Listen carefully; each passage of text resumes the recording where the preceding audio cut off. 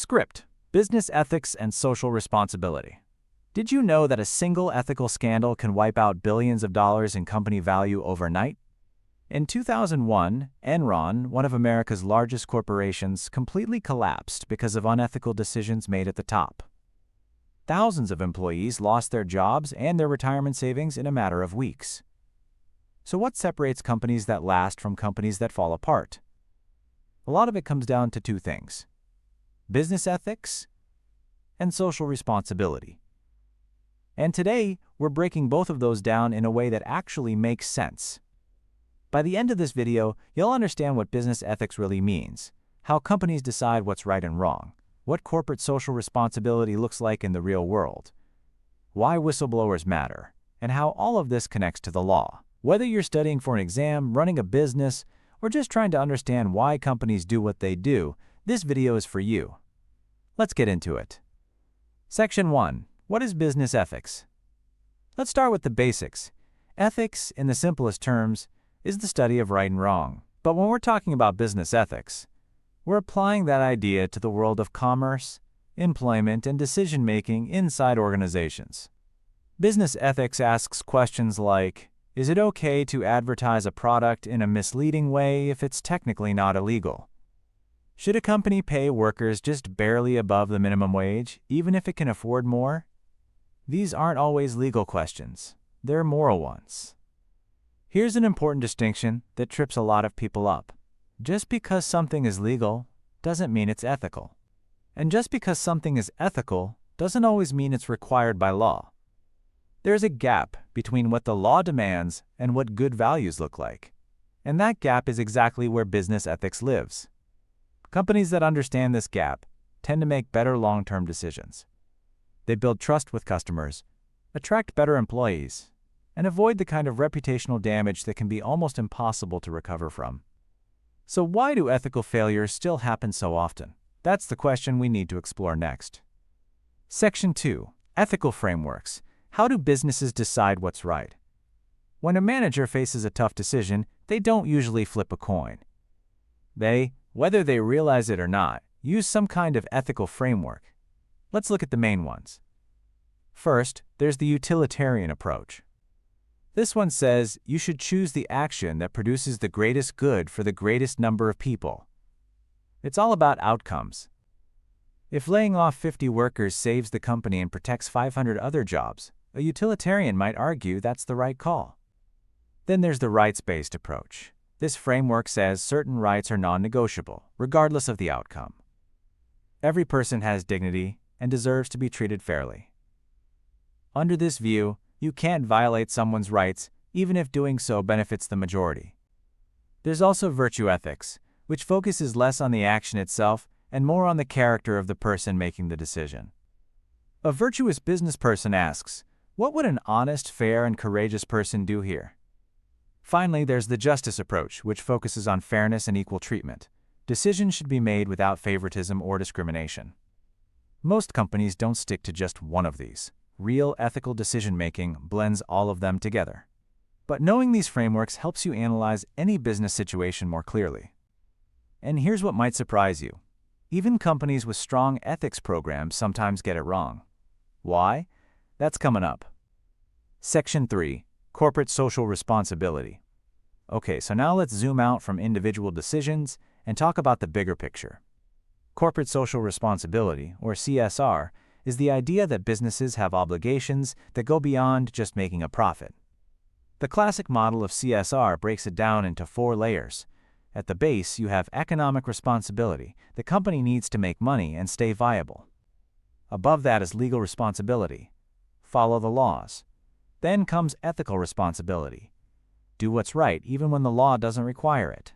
And at the top is philanthropic responsibility. Give back, support communities, contribute to society. Think about a company like Patagonia, the outdoor clothing brand.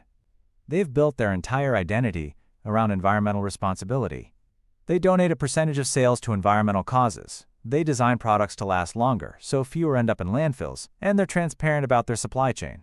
That's CSR done seriously. But here's where it gets complicated. Critics argue that CSR is sometimes just marketing. companies talking about values while quietly doing the opposite. This is called greenwashing when it involves environmental claims. A company might advertise eco-friendly packaging while continuing to pollute in other parts of its operation. So how do you tell real CSR from fake CSR? You look at actions, not just words. You check third-party certifications, annual reports, and investigative journalism, which leads us into the next important topic. What happens when someone on the inside sees something wrong? Section 4.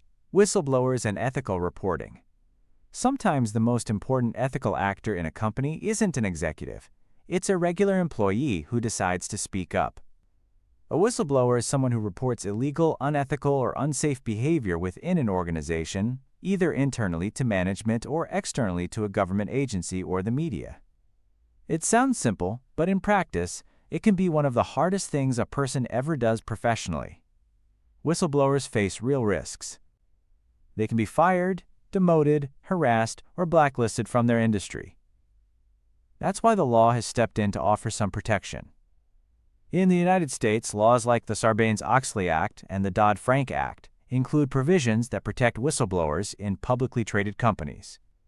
Some laws even offer financial rewards if the tip leads to a successful enforcement action. The SEC whistleblower program, for example, can pay between 10 and 30% of sanctions collected in cases over $1 million. These protections aren't perfect, and retaliation still happens. But legal frameworks around whistleblowing recognize something important. Ethical behavior inside organizations depends on people feeling safe enough to tell the truth. Now here's something worth thinking about.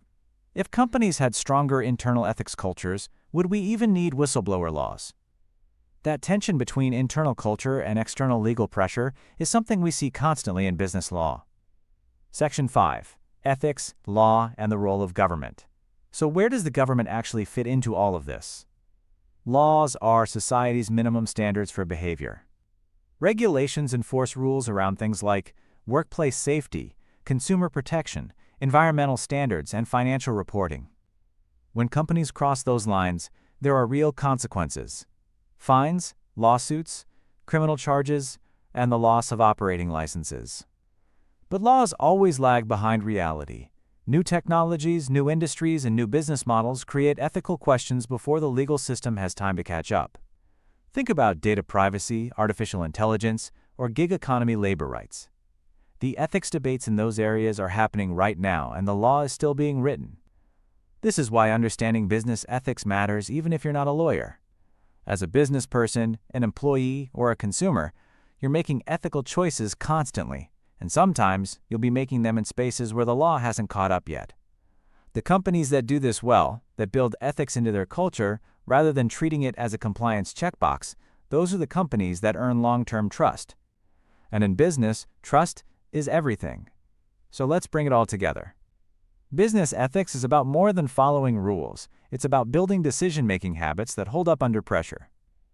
Whether you're thinking about ethical frameworks, corporate social responsibility, protecting whistleblowers, or the relationship between law and moral responsibility, all of it connects back to one central idea: how we treat people matters, and it has real consequences. If this video helped you understand business ethics a little better, do me a favor. Hit that like button and subscribe so you don't miss the next chapter breakdown. And drop a comment below with one question you still have about business ethics or social responsibility. I read every single one. See you in the next video.